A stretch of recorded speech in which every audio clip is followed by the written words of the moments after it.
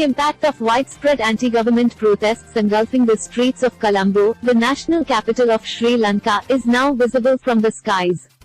As protests continue to get extensive, the president of Sri Lanka fled the country early Wednesday.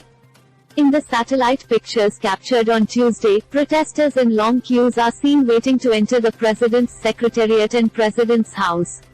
Caption: Satellite image. Copyright 2022 Maxa Technologies. Several protesters on the nearby streets are seen carrying umbrellas as they stand in marching formation towards the secretariat. Caption: Satellite image. Copyright 2022 Maxa Technologies. Earlier, both Prime Minister Ranil Wickremesinghe and President Gotabaya Rajapaksa agreed to vacate office due to the mounting pressure from protesters.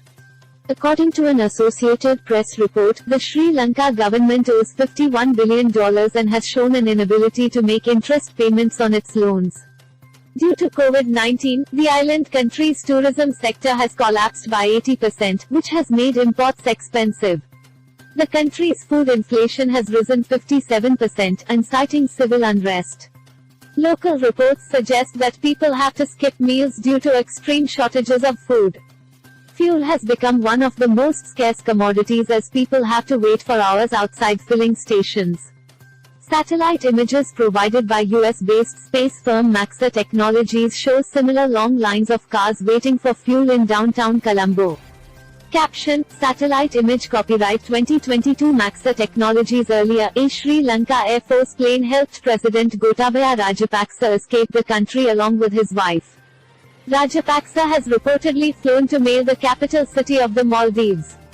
Military helicopters were seen for the first time on Wednesday as a group of protesters tried to storm into the Prime Minister's office. Along with the pandemic, the 2019 Easter suicide bombings that killed more than 250 people destroyed the tourism industry, which has been an important source of foreign exchange.